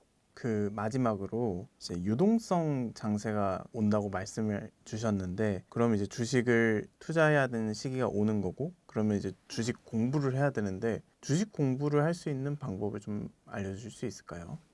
제가 이제 추천드리는 건 가장 첫 번째는 책입니다. 저는 솔직히 지금도 이제 유튜브를 제 개인 유튜브를 하고 있기도 하고 지금도 이제 유튜브 촬영을 하고 있는 거지만 유튜브로 볼 수 있는 내용들은 단편적이에요. 그렇기 때문에 사실 나만의 매매 철학을 확립하기엔 좀 어렵습니다. 근데 우리가 흔히 이야기하는 투자 구루들 있죠? 앙드레 코스톨란이라든지 피터 린치 제가 정말 좋아하는 투자자들인데 그들을 좋아하는 이유 중에 하나가 책도 정말 읽기 쉽게 도움이 되게끔 썼습니다. 그래서 유명한 저자들의 이제 책을 읽음으로써 나의 매매 철학을 확립해 나가시는 게 저는 가장 중요한 단계라고 보고 있고요. 근데 또 현대인들이 그것만으로는 또 확립하기가 어렵고 기준점을 잡기가 어려울 수도 있습니다. 지금 경제원탑 채널 시청하시면서 많은 인사이트 가져가 보시는 것도 좋겠고요. 제가 운영하고 있는 주식장인 유튜브 채널 통해서도 제가 지속적으로 우리 구독자 여러분들께 인사이트 드리고 있으니까요. 정제된 투자 전략 그리고 철학을 같이 공유하고 싶으신 분들은 제 주식장인 유튜브 채널 통해서도 도움 받아가시면 좋을 것 같습니다. 네, 경제원탑 구독자 여러분들 반갑습니다. 저는 주식장인이라는 유튜브 채널을 운영하고 있는 이창대 대표라고 합니다. 오늘 촬영일 기준으로 코스피가 4,200을 돌파하면서 좋은 흐름 보이고 있는데 현재 시장 어떻게 평가하고 계신가요? 제가 이제 코스피 3,000 좀 넘어서거나 뭐 초반 정도 움직이고 있을 때 대다수 이제 많은 분들이 제가 5,000 간다라고 얘기할 때 허무맹랑한 소리다 이렇게 많이 얘기하셨는데요. 뭐 그때 당시에 이제 이재명 대통령 같은 경우에도 공약으로서 코스피 5,000 시대를 열겠다 이렇게 공약을 하기도 했었습니다. 근데 사실 이제 우리가 연준을 거스르지 말라는 말을 많이 해요. 왜냐면은 투자를 하는 데 있어서 금리를 거스르면 안 된다라는 걸 우리가 알고 있기 때문입니다. 그래서 사실 결국 투자 시장이라는 거는 금리 사이클에 따라서 움직이게 되는데 정부의 이 입김 자체도 우리가 무시할 수가 없어요. 그렇기 때문에 이제 지금 현재 이재명 대통령의 이 포커스는 결국 주식시장 육성에 맞춰져 있다는 걸 우리가 여실히 볼 수 있습니다. 제가 부동산 전문가는 아니지만 이제 투자 공부를 하다 보면 이 부동산 쪽도 꼭 보게 되는데 지금 부동산은 하지마 기조라면 주식은 세금도 감면해 줄게 코스피 5,000 대통령이 내가 공약한다. 이러면서 지금 육성을 내걸고 있는 상황입니다. 중요한 포인트는 이게 단지 우리나라만의 호재로서 끝나지 않는다라는 점이고 결국 우리나라만 돈을 푸는 것에서 그치지 않고 미국부터 이제 돈을 풀기 시작했다라는 점이 저는 굉장히 중요한 지점이라고 보고 있어요. 왜냐하면 결국 이제 미국에서부터 돈이 풀려나오기 시작했을 때가 막대한 돈이 풀려나오기 시작하는 규모의 경제가 시작되는 스타트 지점이에요. 그렇기 때문에 우리나라는 먼저 금리 인하하면서 돈이 좀 풀렸을지언정 미국이 금리 인하하면서 유동성이 시작할 때가 진짜 시작이라고 저는 내다봤습니다. 그런데 이번에 뭐 다들 아시겠지만 이제 연준에서도 양적 긴축이 조기 종료가 됐습니다. 이게 의미하는 건 양적 긴축을 조기 종료했기 때문에 이제 다시 긴축으로 갈 확률은 매우 낮다라고 볼 수 있고, 더 나아가서는 우리가 양적 완화를 준비하는 단계라고 볼 수 있을 것 같아요. 이제 엄청난 돈들이 시장에 풀려나오기 시작할 텐데 과연 우리가 코스피 5천 시대를 단지 꿈으로만 볼 것이냐. 코리아 디스카운트가 해소된다라고 하면 충분히 5천, 6천 갈 수 있다라고 보고 있고요. 이 숫자에 너무 포커스를 맞추시기보다 지금 어떤 상황인지를 보시는 게 중요하다고 보여집니다. 지금은 돈이 풀리고 증시가 올라가는 매우 중요한 지점에 와 있고 앞으로도 당분간 내년까지는 이어질 거라는 점이에요. 연준의 금리 인하가 다시 재개된 지 얼마 되지 않았고 내년까지도 지속될 거라는 걸 우리 모두 예상해 볼 수 있기 때문에 당분간은 유동성 랠리를 우리가 누렸으면 좋겠다. 이렇게 말씀드립니다. 그럼 먼저 지난주에 있었던 이슈들 바로 여쭤보도록 하겠습니다. 먼저 한미 정상회담에 관련해서 여쭤보려고 하는데요. 안보 분야에서 이재명 대통령이 트럼프 대통령에게 핵 추진 잠수함 건조 승인을 받아내며 화제가 되었습니다. 해당 소식 어떻게 보셨는지 한 말씀 부탁드리겠습니다. 네. 제가 이제 이 질문을 들으면서 갑자기 좀 생각난 게 있어서 웃음이 좀 나왔는데 유튜브에서도 뭐 쇼츠 이런 거 나오면서 이 이슈에 대해서 나오더라고요. 그랬더니 이제 댓글에 어떤 센스 있는 분이 이제 딱 그 기술자 이렇게 하고 딱 그 대화 말 문구를 이제 해놓고 쪼여요? 이렇게 이제 써놨더라고요. 그러니까 우리 이미 준비가 다 돼 있고 그냥 나사 하나 조이면 끝나는 수준이다. 엄청나게 우리는 이미 준비를 해놨고 사실상 승인만 떨어지면 되는 단계다라는 얘기가 예전부터도 우스갯소리로 많이 나왔거든요. 근데 정말 이게 정말 우스갯소리에서 끝나는 게 아니라 현실성이 있는 이야기라는 겁니다. 기술력은 충분히 있고 사실 이제 제작해 나가는 데 있어서도 미국이 예상하는 것보다 훨씬 더 빨리 제작될 것으로 기대되고 있는 시점이에요. 우리가 이제 미국 같은 경우에는 트럼프 정권이 이번에 2기 정부에 들어서면서 많이들 얘기가 나오고 있는 게 결국 자주국방입니다. 예전에는 미국이 어찌 보면은 하나의 큰 형님 같은 역할을 하면서 야 내가 이제 중심이고 내가 이제 세계 평화를 주도할 거야. 너희 이제 싸울 거면 나랑도 한번 떠야 돼. 뭐 이런 기조였습니다. 우리가 보통 밀림에서 어떨 때 이제 질서가 어지럽혀지나요?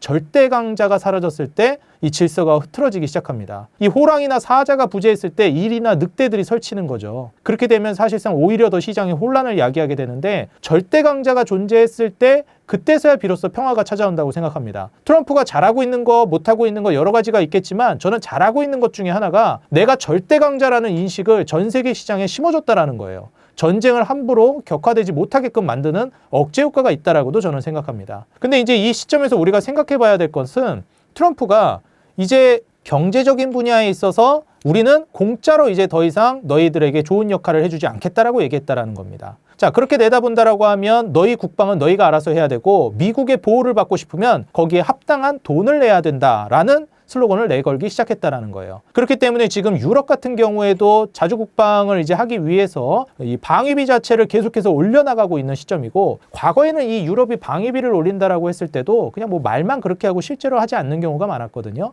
근데 이번은 실제로 정책을 집행하면서 돈을 늘려나가기 시작했습니다. 그리고 중요한 점은 전 세계적으로 이렇게 방위비가 올라가고 있는 시점인데 미국 차원에서도 이 자주국방이라든지 방위비 차원에서 이 어찌 보면 국방력을 다시 한번 끌어올리는 일을 만들려고 하고 있는 것 같아요. 이 시점에서 여러 가지 측면이 있겠지만 한국과 협력을 했으면 하는 분야가 여기입니다. 왜냐하면 미국 같은 경우에는 제조업으로 원래 이제 유명했지만 이제는 미국 같은 선진국 같은 경우는 직접 제조를 하는 국가라고 볼 수가 없겠죠. 좀 더 깊게 파고 들어가면은 이제 이 산업이랑도 연결이 되는데 우리가 일반적으로 개발도상국들 같은 경우에는 우리가 흔히 얘기하는 마진율이 낮은 산업들부터 보통 건드리기 시작해요. 농업을 하기 시작하고 중화학공업을 하기 시작하고 이런 것들은 매출 캐파는 클 수 있는데 많이 나는 매출 대비해가지고 이익이 많이 남는 구조는 아니거든요. 근데 선진국들 이제 구조를 보게 되면 점점 잘 살아지게 될수록 이런 제조업에서 말 그대로 이제 지식을 가지고 돈을 버는 마진율이 높은 산업으로 넘어갑니다. 첨단 산업 그리고 이제 뭐 제약 바이오 산업 이런 쪽으로 넘어가게 된다라는 거죠. 그래서 실제로 애플 같은 경우에도 설계를 하지 제조를 직접 하진 않거든요. 대만 쪽 뭐 폭스콘 쪽에서 이제 대부분 진행을 하기 때문에 우리가 이런 점을 좀 생각해 본다라고 했을 때는 미국이 이제는 제조 분야에 있어서 너무나도 많이 뒤처지는 단계로 갔다라고 평가하고 있는 것 같아요. 특히나 이제 조선 같은 경우에는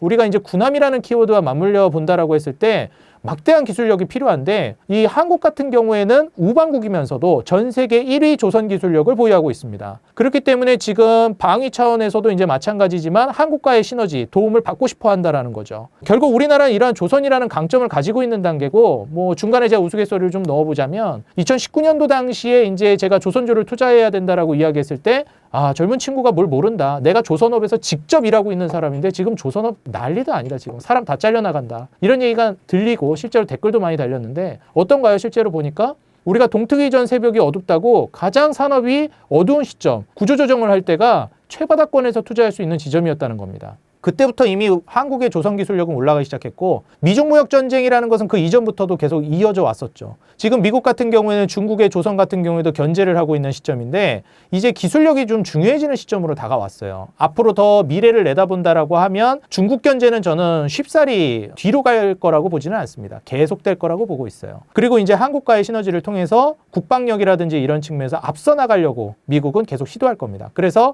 중국은 좀 배척시키고 한국 기술력, 이 조선업, 이 제조 기술력과 그 다음에 미국과의 시너지를 통해서 사실 조선이라든지 군함이라든지 국방에 있어서는 다른 국가들과 격차를 벌리는 이러한 전략을 저는 구사할 거라고 보고 있습니다. 그렇게 된다라고 하면 뭐 중국과 어느 정도 나중에 화해해야 할지 모르겠지만 이미 힘의 차이를 드러내는 것이기 때문에 어찌 보면은 평화를 좀 가져올 수 있다라고 보여집니다. 제가 앞서서도 사자나 호랑이가 부재하면은 힘을 과시하지 않으면 일이나 늑대들이 설친다 이렇게 얘기하는데, 미국 같은 경우에도 굉장히 평화주의적인 대통령들이 나왔을 때는 굉장히 좀 불안한 모습을 보여주는 경우도 많았어요. 근데 트럼프 같이 이렇게 우리가 속된 말로 와 저거 진짜 미친놈 아닌가 생각이 들 정도의 사람이 오면 뭔 짓 할지 모르거든요. 그래서 중동에서도 전쟁을 할까 하다가 트럼프가 최근에 이제 7월이었나요?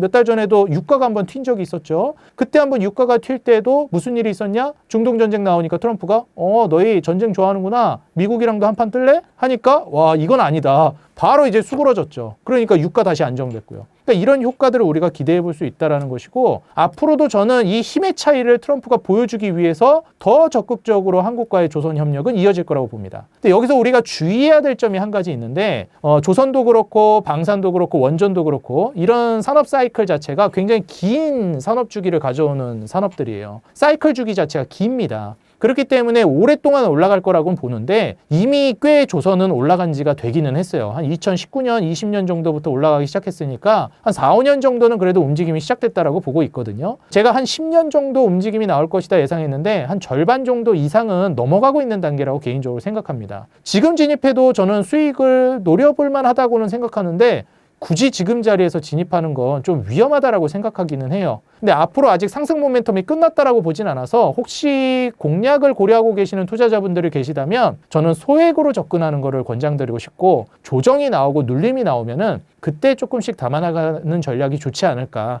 이렇게 말씀드리고 싶습니다. 앞에 소식과 함께 미국 필리조선소를 가지고 있는 하나오션 등 조선주들이 좋은 흐름 보였는데요. 앞으로 증시 영향 어떻게 될 것으로 좀 보시나요? 일단 제가 지금 현 시점에서 조선업을 바라본다라고 했을 때는 한국과 미국 간의 이제 관세 협상이라든지 이번에 에이펙 협상을 통해서 이루어진 이 내용들이 계속 이제 시장에서 주목을 받고 있는 것 같아요. 이번에 이제 얘기가 나온 게 3,500억 불 얘기가 나왔습니다. 근데 이제 이 3,500억 불 얘기가 나올 때 한 2천억 불 정도, 그러니까 2천억 달러 정도는 현금 이제 투자가 이제 진행이 되고 1,500불 정도가 이제 조선업 협력 투자를 하겠다라고 얘기를 했는데, 이제 사실 3,500억 중에 1,500억이면은 비중이 상당하단 말이에요. 그래서 거의 이제 뭐 절반에 가까운 수치 아니겠습니까? 그래서 사실 조선업 협력이 이 주요 안건 중에 하나였다라고 볼 수 있을 것 같아요. 앞으로도 움직임은 나올 것 같은데 저는 지금 포커스가 많이 맞춰져 있는 게 시장에서 방산 쪽이라고 생각이 됩니다. 그러다 보니까 아무래도 이제 조선 안에서도 방산 쪽에 가장 지금 두각을 드러내고 있는 게 하나그룹이잖아요. 그래서 하나오션이 훨씬 더 두각을 많이 드러내고 있고, 특히나 이제 필리조선소 이제 이런 투자 포인트를 기반으로 해서도 움직임을 많이 보여주고 있다고 생각이 들어요. 근데 우리가 좀 더 이제 길게 본다라고 했을 때요, 이제 조선업 자체가 전체적으로 커지는 걸 생각해 보면 여태까지 우리가 이 불경기 모멘텀이 계속되고 있었습니다. 사실 지금도 계속되고 있다고 볼 수 있을 것 같아요. 연준의 이제 파월 의장 같은 경우에도 고용이 상당히 좋지 않다라고 얘기를 했기 때문에 어느 정도는 불경기를 인정하고 있는 단계라고 생각합니다. 근데 이제 우리가 불경기가 영원할 수는 없잖아요. 2022년부터 긴축이 시작됐고 불경기가 이제 찾아왔는데 침체가 끝나고 이제 금리 인하를 시작하면서 유동성이 풀리게 되면 사실 저는 2026년 정도부터는 불경기가 거의 마무리 국면으로 갈 거라고 보고 있어요. 그럼 이제 못해도 1년 정도에서 2년 정도는 호경기 사이클이 이제 올 것인데 그때 과연 이제 무슨 일이 벌어질 것이냐? 트럼프 정권에서 지금 생각하고 있는 게 뭐겠습니까? 결국 이제 우리가 각 국의 대통령들, 정부, 이 정치권에서 나의 이제 공적이라고 내세울 수 있을 만한 것들이 무엇이냐면 인프라 정책들이에요. 얼마 전에 이명박 전 대통령도 나와가지고 뭐 4대강 사업이라든지 청계천 사업이라든지 이런 걸 막 얘기하던데 그런 걸 왜 계속 얘기하겠습니까? 이게 사실 정치인들이 내가 이런 일들을 해냈다라는 공적 같은 거예요. 그래서 사실 우리가 이제 뭐 기업들 같은 경우에 뭐 AI 산업을 육성하겠다 이런 얘기를 하고 정부가 그거를 뭐 주도해가지고 가겠다 하지만은 사실 정부는 지원이지 주도가 아닙니다. 그건 기업들이 주도해 나가는 거예요. 근데 정부가 주도하는 핵심 산업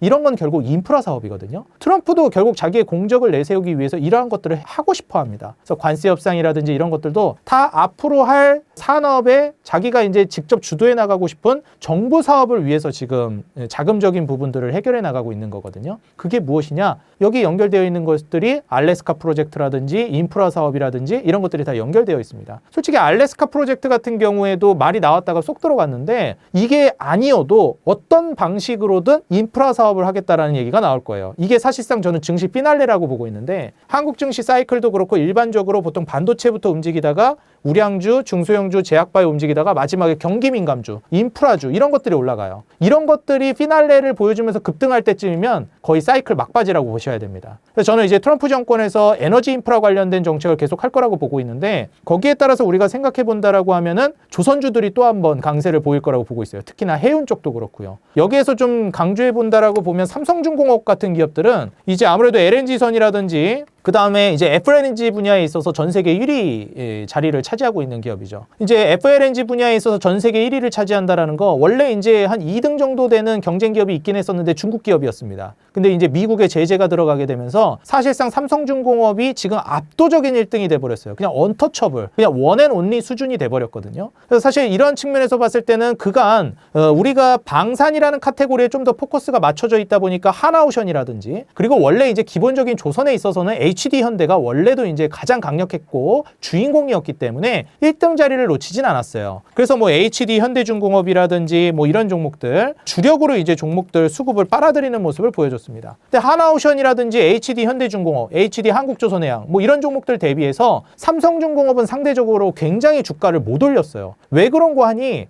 사실 에너지 인프라라는 것이 우리가 경기가 좋아야 에너지 수요도 올라가는 것이고 거기에 대한 니즈도 올라가는 거거든요. 근데 불경기다 보니까 에너지 수요도 떨어지죠. 에너지 생산하겠다라고 하는 니즈도 떨어집니다. 그러다 보니 FLNG 분야에 있었던 이 삼성중공업 같은 경우에는 조선업이 호황인데도 불구하고 뭐 방산 카테고리가 묶여있는 하나그룹의 하나오션이라든지 그 다음에 원래 전통 조선으로 유명한 HD 현대그룹의 조선주들 대비해서 너무 못 올라갔어요. 근데 이제 만약 호경기로 접어들게 되면 어떻게 될까요? 에너지 인프라 사업이 커지게 되면 어떻게 될까요? 이제 그동안 삼성중공업이 안 올라간 건 아닙니다. 상대적으로 안 올라갔는데 이젠 상대적으로 더 올라가는 모습을 삼성중공업이 보여줄 가능성이 있다라고 보여져요. 그래서 이런 지점을 통해서 제가 요즘 같은 상승장에서 좀 첨언을 하자면은 보통 좋은 주식이라고 하면은 결국 올라가게 됩니다. 그래서 좋은 주식을 내가 보유하고 있는데 다른 주식들이 먼저 올라가니까 조급한 마음이 생기는 투자자분들이 많으신데 좋은 주식이라면 때를 기다리시는 걸 저는 권장드리고 싶어요. 결국 자기 때가 찾아옵니다. 그래서 너무 이제 갈아타기를 하시기보다는 고점에 물리고 또 그러잖아요. 그럴 때는. 그러면 이제 내가 판 주식이 막 급등하고 이럽니다. 보통 주인공이 되는 주식이 있었지만 뭐 전력인프라 같은 경우도 효성중공업, HD 현대일렉트릭이 대장주였고 LS일렉트릭은 굉장히 못 갔거든요. 근데 요즘 분위기 보십시오. LS일렉트릭이 대장입니다. 사실상. 그래서 상대적으로 안 간다, 못 간다 이런 거에 대해서 너무 조급하게 생각하지 마시고 좋은 주식이라면 주인공이 되는 때는 분명히 찾아온다 말씀드리면서 조선업 같은 경우에는 앞으로도 계속 갈 거라고 보여지지만 조심해서 접근하자는 전략을 저는 제시해드리고 싶습니다. 삼성중공업, 하나오션 등 대형주 말씀 주셨는데 기자재 종목 중에도 좋게 보시는 종목이 있을까요? 사실 이제 기자재 관련된 종목들 같은 경우는 아주 이제 유명한 종목들이 있어요. 뭐 이미 너무 다 올라가 버려서 그렇긴 한데 상징적인 기업들을 말씀드리자면 우선 엔진 종목을 제일 먼저 봐야죠. 왜냐하면 일단 지금 현재 우리나라의 조선업이 부흥하게 된 그 트리거 역할을 했었던 시작점이 뭐였냐면 국제회사기구 IMO에서 제시한 환경규제입니다. 그 환경규제 기준을 맞추기 위해서는 기술력을 많이 요했는데 있는데 그 기술력이라든지 기준을 맞출 수 있는 기업이 많지가 않았어요. 뭐 중국이 조선업을 우리나라 거를 많이 이제 잠식했다라고는 하지만 그게 결국 중국은 가성비거든요. 기술력이 아니라. 디스플레이 산업도 마찬가지입니다. 그러니까 이제 싼 값으로 이제 밀어붙이니까 상대가 안 됐던 것뿐이지 기술력은 원래도 앞서고 있었어요. 그래서 그런 관점에서 이제 이런 친환경 선박으로 넘어가는 게 트리거가 됐던 건데 여기서 중요한 포인트 중에 하나가 무엇이냐? 사실 우리가 조선이라는 게 하나 만드는데도 천문학적인 시간과 돈이 들어가는데 이게 지금 환경 규제 못 맞춘다고 그냥 여기에서 바로 버려버린다? 폐기 처분한다? 이게 말이 안 되거든요. 환경 규제에 맞게끔 뭘만 바꾸면 돼요? 엔진만 일단 바꾸면 되거든요. 그래서 엔진 관련된 수요는 앞으로도 올라올 가능성이 있고 그래서 HD, 현대, 마린 엔진 이런 이제 엔진 기업이라든지 그 다음에 한화 엔진 과거에 이제 HSD 엔진이었죠. 제가 HSD 엔진 시절부터 추천을 많이 했던 주식인데 그것도 한 3, 4년 전일 겁니다. 근데 지금 현 시점에서는 주가가 상당히 많이 올라갔어요. 그래서 솔직히 말씀드리면 더 갈 거라고 보거든요. 한화 엔진도 그렇고 HD 현대마린 엔진도 그렇고. 근데 지금 여기에서 투자를 한다라는 게 쉽지는 않을 것 같다고 생각이 듭니다. 그럼 이제 우리 구독자 여러분들께서 원하는 거는 이제 조심해야 된다는 거 말고 좀 눈여겨볼 만한 거 없냐, 지금이라도 늦지 않았다라고 생각하는 거 없냐, 이걸 원하실 거 아니겠어요? 저는 그런 것 중에 하나가 솔루션 기업이라고 봅니다. HD 현대마린 솔루션 같은 경우에는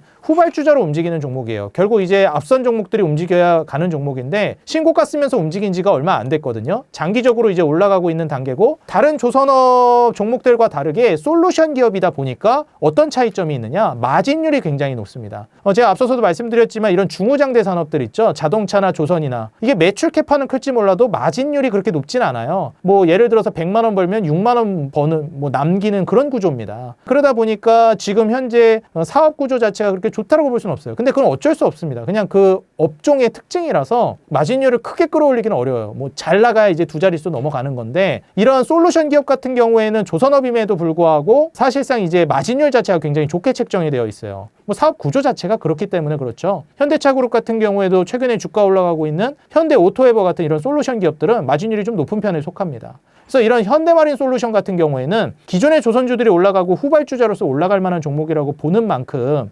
그동안 다른 조선주 대비 후발주자로 움직이고 있고 아직 큰 슈팅이 안 나왔으니까 지금 더 늦기 전에 한번 살펴보시는 것도 저는 괜찮은 상황이지 않나 이렇게 내다보고 있습니다. 관세 관련 무역 투자 협력에 대한 부분에 대한 좀 여쭤보려고 하는데요. 협의가 어떻게 진행되는지도 한 말씀 부탁드리겠습니다. 이번에 이제 그 한국과 미국 간의 이제 관세 협의 여기에 대해서도 좀 살펴봐야 될 만한 게 이제 앞으로도 관세 관련된 얘기는 뭐 나올 수도 있고 안 나올 수도 있을 것 같긴 한데 제가 관세에 관련해서만 하나 좀 말씀을 드리자면요. 제가 이전부터 말씀드려왔던 건데 관세에 너무 위협감을 느끼지 마시라 이렇게 많이 말씀드렸어요. 이게 왜 그러냐면 관세를 무시해도 된다. 그거 뭐 그냥 별로 필요 없다. 그런 거 그냥 무시해라. 이렇게 보잘것없는 악재로서 제가 얘기하는 게 아니라 훨씬 더 중요한 거에 포커스를 맞췄으면 좋겠다는 거예요. 근데 이거는 투자에 따라 다를 것 같은데 뭐 단기 트레이딩을 하시는 분들이나 짧게 보시는 분들은 매우 큰 이벤트인 건 맞아요. 근데 제가 이거는 좀 말씀드리고 싶은 게 앞으로도 또 관세를 다시 부과한다 뭐 이런 얘기가 나올 수도 있으니까 그때마다 한번 참고하시라고 말씀드립니다. 정부 정책이라든지 이런 관세라든지 이런 거를 봤을 때 관세만 놓고 말씀을 드릴게요. 관세를 부과한다라는 거 사실 돈이 안 되는 산업이면 관세를 부과할까요? 그렇지 않습니다. 돈이 되니까 관세를 부과하는 거예요. 애초에 이 사업으로 돈이 되지도 않아요. 그럼 미국 입장에서 관세 걷어봤자 얼마 되지도 않습니다. 뭐하러 관세를 부과하겠습니까? 그러니까 돈이 되는 사업이니까 관세를 부과하는 거지 돈이 안 되면 관세를 부과하지도 않는다. 관세를 부과하는 업종이라는 거는 그 자체만으로도 이미 돈을 벌기 좋은 산업이라는 게 검증된 산업이다. 근데 그걸 관세 때문에 투자하지 않는다라는 것은 이건 구더기 무서워서 장을 못 담그는 격이라고 봅니다. 그리고 여기서 하나 더 이제 생각해 봐야 될 게 그럼 좋은 업종이라는 건 알겠어. 근데 어쨌든 미국이 관세를 부과하니까 미국에 진출해 있는 기업들은 투자 안 하는 게 좋지 않을까? 이건 역시도 구더기 무서워서 장을 못 담그는 격입니다. 미국 진출하는 즉시 마진율도 그리고 매출 캐파도 말도 안 되게 올라가 버립니다. 그렇기 때문에 사실 이제 외형 성장과 질적 성장이 동시에 이루어질 수 있는 그런 퀀텀 점프를 보여줄 수 있는 게 미국 시장이에요. 미국 시장에서는요, 같은 제품을 팔아도 더 비싸게 팔 수 있고 더 많이 팔 수 있는 시장입니다. 근데 그게 관세 15%, 25% 중요하죠. 근데 그거 무서워서 진출을 안 한다는 게 맞을까요? 아닙니다. 아무리 관세가 15%, 25%, 35%여도 미국은 진출 안 하는 것보다 진출하는 것이 100배, 1000배, 10,000배 맞는 행동이에요. 근데 거기에서 내 기대치의 수익이 이 정도였는데 기대치보단 낮아지는 효과는 있겠죠. 그러니까 사실 좀 우리가 관세에 있어서 우려를 해야 되는 포인트는 뭐냐면 이미 미국에 진출을 했는지가 오래된 기업, 그리고 더 이상의 확장이 이루어지지 않고 있는 기업, 그런 기업들은 관세로 인해서 타격만 받으니까 좋을 게 딱히 없어요. 그런 기업들은 주의를 해야 됩니다. 근데 그런 기업이 많지가 않습니다. 우리나라에서 지금 현재 제약바이오도 그렇고 자동차도 그렇고 지금 미국 시장에서 이제 진출을 해가지고 확장을 이제 막 해나가고 있는 기업들이 엄청 많거든요. 그런 기업들 같은 경우에는 사실 관세 때문에 투자를 안 한다는 게 저는 말이 안 된다라고 생각합니다. 그 기업이 100% 수익을 나는 기대하고 들어갔는데 관세 때문에 한 80% 수익만 노려야 되겠다. 이 정도면 모르겠는데 갈 종목이 안 가지는 않는다라는 거예요. 그러니까 지금 현재 주가도 안 움직이고 있고 이제 이익 모멘텀은 터지기 시작할 건데 관세 때문에 난 그거 투자 안 할래.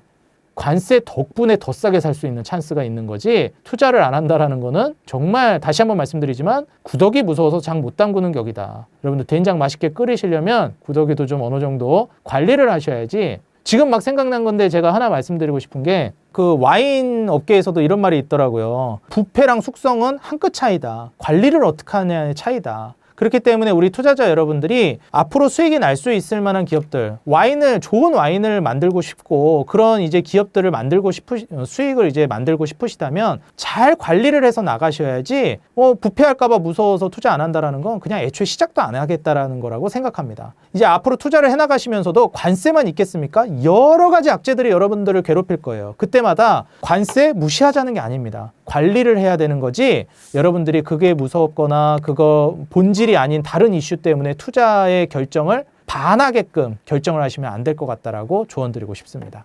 현대차의 주가가 이번에 좋은 흐름 보였는데요. 현대차 주식에 대해서는 좀 어떻게 보고 계신가요?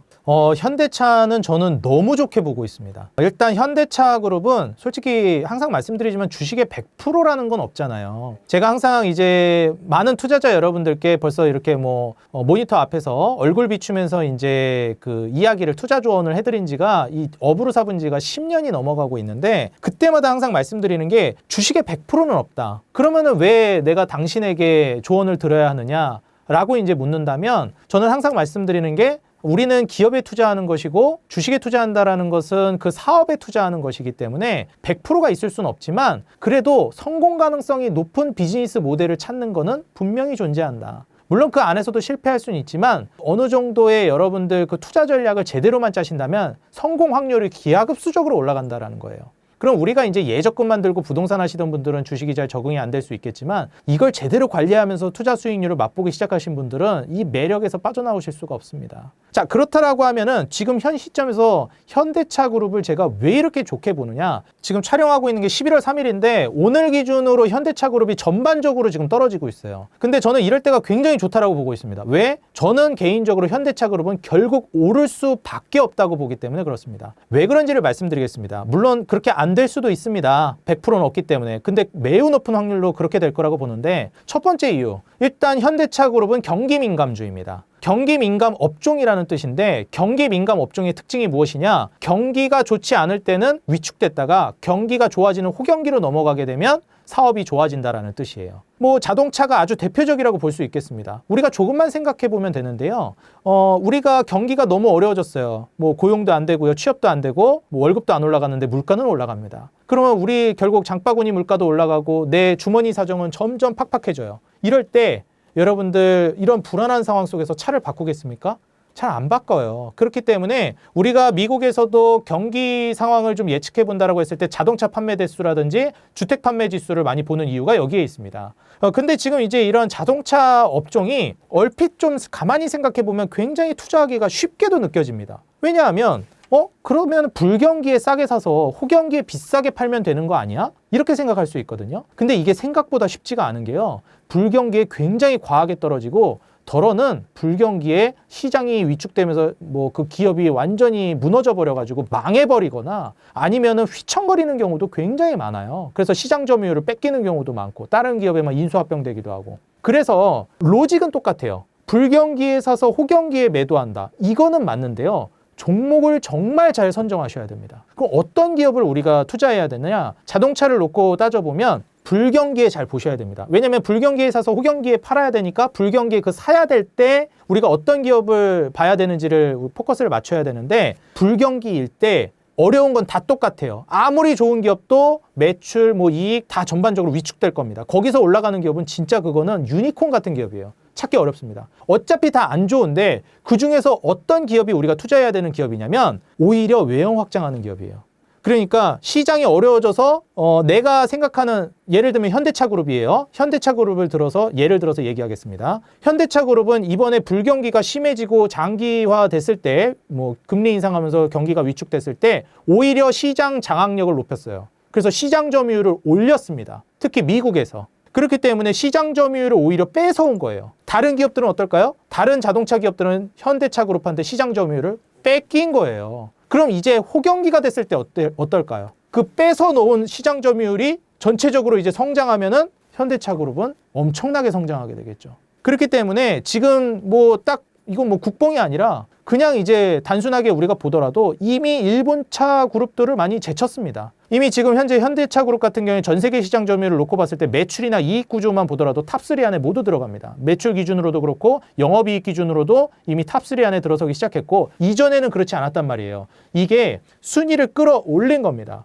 이게 의미하는 거는 다른 기업들을 제치고 올라갔다라는 거예요. 오히려 불경기에 시장 점유율을 올리면서 성장한 기업입니다. 그럼 호경기가 왔을 때는 어떻게 될까요? 저는 이제 뭐 게임 끝났다고 보고 있고요.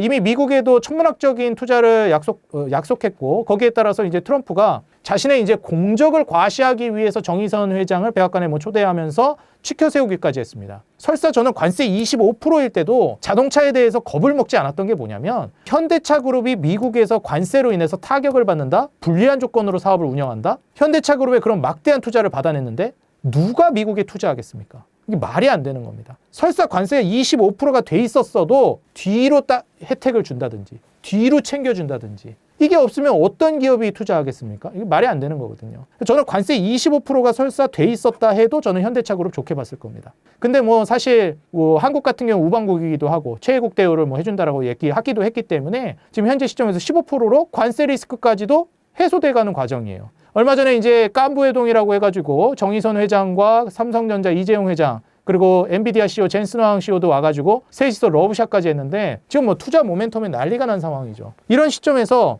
아직까진 불경기가 맞습니다. 근데 앞으로 호경기, 장기간에 우리가 3년, 4년을 놓고 보면 현대차그룹이 지금 주가보다 올라 있을 것인가 떨어져 있을 것인가? 저는 매우 높은 확률로 올라가 있을 거라고 보고 있습니다. 이미 불경기 때 시장 장악을 매우 높였고 지금 앞으로 1년 안에 호경기로 접어들 가능성이 너무 높습니다. 미국 시장에서의 이제 투자 같은 경우에도 너무나도 확대되고 있기 때문에 앞서서 말씀드렸죠? 미국 시장은 관세가 있든 없든 진출하는 게 100번이면 100번, 1000번이면 1000번 진출하는 게 맞다. 시장 점유율 늘려나가고 있고 지금 현재 현대차그룹은 유례없는 호황을 앞으로 기록할 것으로 기대된다. 다만 이제 불경기가 아직 끝나지 않았을 뿐 지금부터 우리가 투자를 해나가야 한다. 원래 경기 민감주가 또 투자가 어려운 것 중에 하나가 생각보다 빨리 움직여요. 그렇기 때문에 지금 현대차그룹 같은 경우도 사실 좀 빨리 움직이는 겁니다. 이게 너무 안 간다고 답답해 하실 수 있는데 왜냐면 아직 불경기인 건 맞거든요. 호경기라고 보기는 어렵습니다. 양적 완화가 이제 본격적으로 시작된 게 아니고 긴축이 이제 끝나는 단계예요. 그래서 돈이 본격적으로 풀린 거는 시작도 안 했습니다. 그래서 현대차그룹이 지금부터 올라간다는 건 좀 빠른 거고 길게 보신다라고 했을 때는 저는 적금식으로 투자해 나가는 전략이 현대차그룹 투자하기에 매우 좋다라고 봅니다. 혹시라도 중간에 불경기 모멘텀으로 시장을 한번 충격을 줄 수도 있긴 하거든요. 만약에 그렇다라고 하면은 저는 겁먹지 마시고 계속 매집하셔도 괜찮을 거라고 말씀드리고 싶습니다. 지금 자동차주가 이전의 조선주처럼 슈퍼사이클이 올 거라고 보시는 건가요? 저는 솔직히 말씀드리면 이제 현대차그룹이 조선주만큼의 슈퍼사이클이 올지는 솔직히 저도 모르겠어요. 근데 최소한 경기 사이클을 타는 업종이니만큼 지금부터 적금식으로 모아나간다라고 했을 때 실패하기 어려운 투자처 중에 하나라고 봅니다. 그래서 내가 극단적으로 안정적인 매매를 추구하시는 분들이라면 저는 현대차그룹을 꼭 보시라고 말씀드리고 싶고요. 현대차그룹 안에서도 이제 첨단 산업 쪽으로 조금 더 들어가게 되면 우리가 수익률을 더 높게 기대해 볼 수 있겠죠. 뭐 예를 들면 현대차나 기아는 아주 무난한 투자처 중에 하나가 될 수 있을 것 같고요. 그 다음에 이제 최근에 그 소프트웨어 쪽으로 자율주행 분야와 그 다음에 로보틱스 솔루션 쪽을 담당하고 있는 현대 오토에버 같은 경우에도 주가가 많이 올라가고 있는데 이런 종목들은 훨씬 더 좀 탄력적으로 움직일 수는 있겠죠. 아직 이제 본격적으로 전고점 뚫은 상황도 아니기 때문에 많이 올라가긴 했지만 글쎄요 뭐 여기서 그칠 거라고 생각이 되지는 않습니다. 그리고 이제 현대모비스 같은 경우에는 다들 아시다시피 현대차 그룹은 순환출자 구조가 굉장히 복잡하게 얽혀 있죠. 뱀이 꼬리를 문 형태로서 이제 순환출자 구조가 얽혀 있는데 사실 이제 이 그 지배 구조 때문에라도 현대모비스 지분 확대가 이루어질 가능성이 꽤 높다라고 보고 있습니다. 사실상 현실적인 이제 그 지주사 역할을 하고 있다라고도 평가하고 있죠. 그렇기 때문에 이제 신성장 동력으로서 현대모비스 쪽에 이제 로보틱스 사업을 전개하겠다라고도 또 정의선 회장이 얘기를 했던 만큼 현 시점에서 이제 현대모비스 같은 경우에도 메리트가 많고 특히나 이제 해운 쪽을 내다본다라고 했을 때는 자동차 전문 이제 해운으로 들어가는 현대글로비스 같은 경우에도 지분 투자라든지 그 다음에 추후 모멘텀을 바라본다라고 했을 때 수익을 좀 노려보기에 괜찮은 업종 중에 하나라고 보고 있습니다. 그래서 우리가 첨단 산업을 곁들인 현대차 그룹의 미래를 내다본다라고 하면 현대모비스라든지 현대 오토에버 같은 기업들이 담당을 하면서 탄력적인 주가 상승을 보여줄 가능성이 있다고 보여지고 현대글로비스는 이제 경기 사이클에 맞춰서 같이 무난한 우상향을 보여줄 거라고 봅니다. 뭐 현대차나 기아차 같은 경우에도 마찬가지고요. 그리고 이제 현대위아 같은 경우에는 아무래도 이제 계열사 안에서도 부품이라든지 그 다음에 뒤늦게 이제 움직임을 보여줄 만한 종목이라 지금 현대위아는 저는 전혀 늦지 않았다라고 보여집니다. 앞으로 좀 늦게 올라갈 수는 있어요. 근데 지금 투자하는 게 늦었다라고 보진 않거든요. 솔직히 다른 현대차 그룹도 다 안 늦었다라고 봅니다. 아직 올라갈 모멘텀이 너무 많이 남아 있고요. 솔직히 뭐 뒤에도 얘기를 할 수는 있겠지만 로봇주가 오히려 저는 조금 무서울 수는 있는데 심지어 로봇주도 저는 안 늦었다라고 보는 입장이라 현대차 그룹은 완전 초입 단계다 이렇게 좀 내다보고 있습니다. 지난주 FOMC 회의가 있었습니다. 25bp 인하가 있었고 또한 12월 금리 인하는 어떻게 될지 모른다는 파월의 매파적 발언이 화제가 되었는데요. 앞으로 미국 경기 어떻게 될 것으로 보시나요?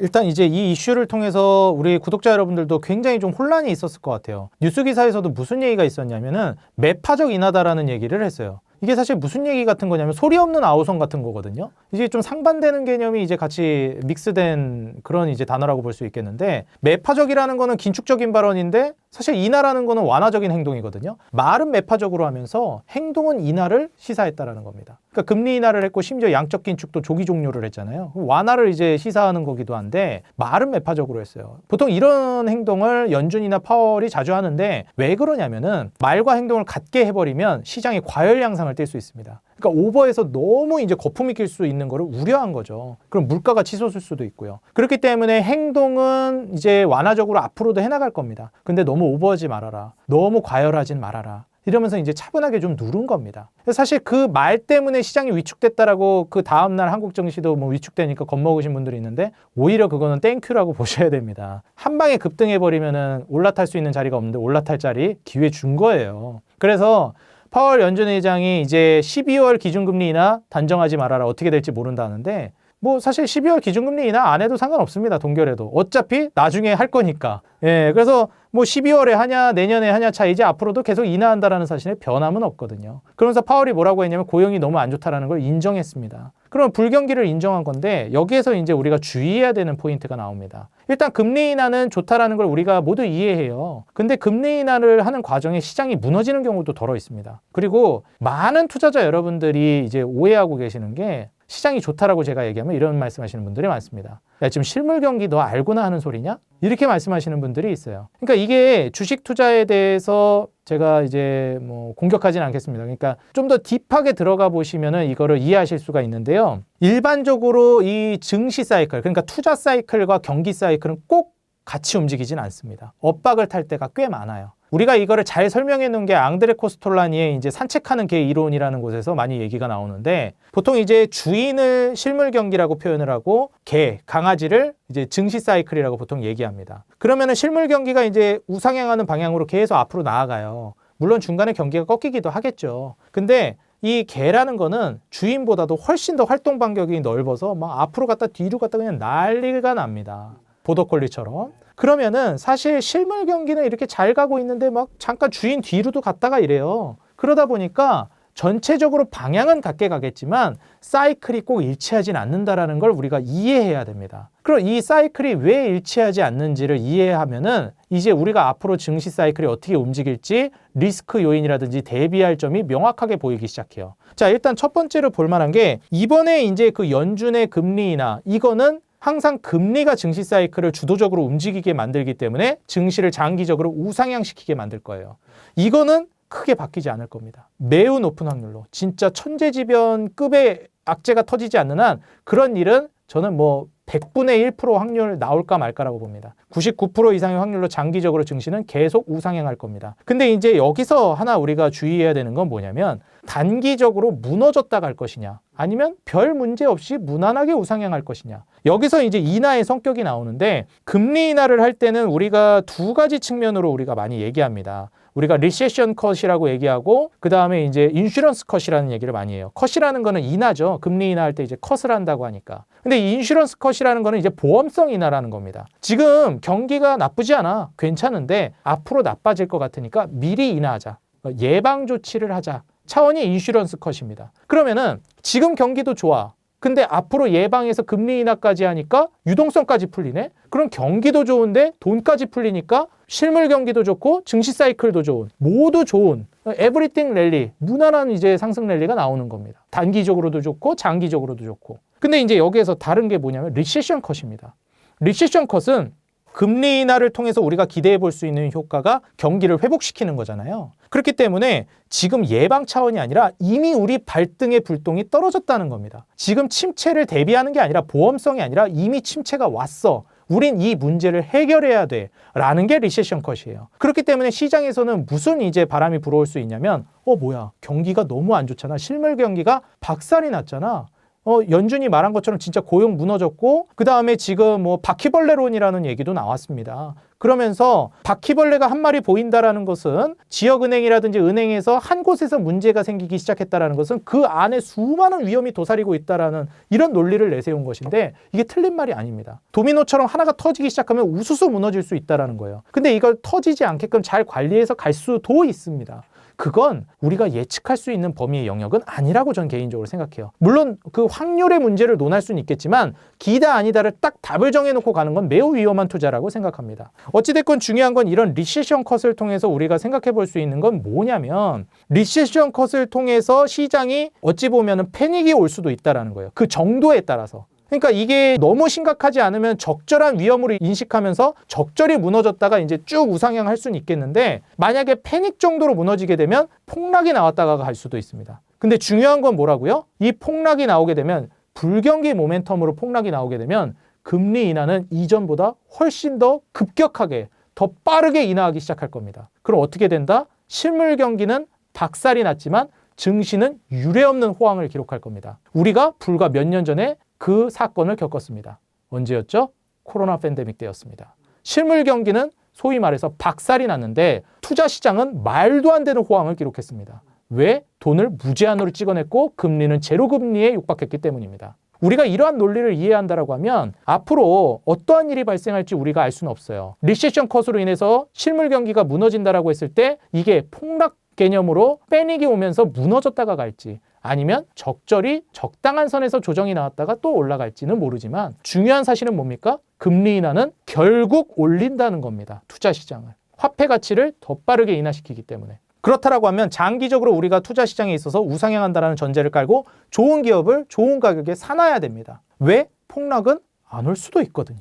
근데 폭락이 올 수도 있으니 우리가 어떻게 해야 되겠습니까? 우리가 흔히 경제적 에어백이라는 표현을 많이 쓰는데요. 현금이라든지 금같이 안전자산을 확보한 채로 투자를 하시라고 말씀드리고 싶어요. 그래서 위기 상황이 왔을 때 그 기회를 잡을 수 있는 이 에어백 역할을 할 수 있는 현금과 금 같은 안전자산들이 확보되어 있다면 오히려 싸게 쓸어 담을 수 있는 돈들이 확보되어 있는 것이죠. 심지어 우리가 폭락이 나오기 전에 샀던 가격보다도 더 올라갈 겁니다. 제가 용수철 원리라는 말을 많은 투자자 여러분들께 이야기했는데요. 금리 인하가 진행되고 있는 그 기조 안에서 불경기 모멘텀으로 시장이 무너지게 되면 금리 인하는 더 빨라질 것이고 이때 무너지는 증시는 훨씬 더 강력하게 튀어오르는 용수철과 같다. 그래서 예를 들어서 10% 증시가 무너진다라고 하면 이건 가정입니다. 20%가 급등할 것이다. 20%가 무너지면 40%가 급등할 것이다. 코로나 팬데믹 때를 우리가 살펴보게 되면요. 단기간에 폭락하면 단기간에 어마무시한 폭등을 불러올 겁니다. 그래서 장기간에 걸친 우하향이 저는 더 무섭다고 봐요. 오히려 단기간에 걸친 폭락은요. 매우 빠르게 회복되고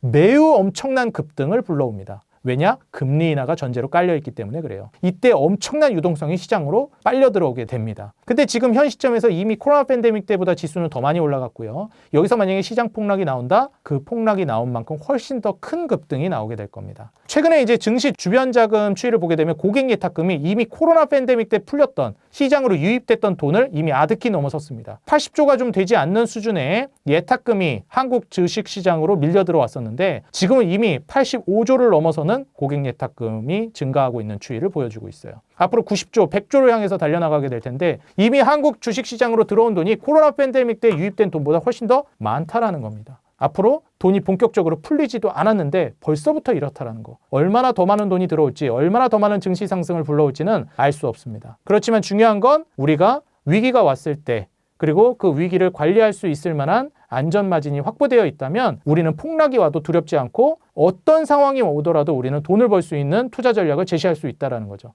뭐 이런 얘기를 하면 돈 벌 수 있을 때 지금 현금 놔두면 되겠냐. 모조리 투자해서 돈 벌어야지. 이런 분들은 롱런하기가 어렵습니다. 무너졌을 때 대비가 안 돼요. 주식시장은 생존만 하면 돈을 매우 크게 벌 수 있는 시장입니다. 여러분들 너무 이번 시장만 기회라고 생각하지 마시고요.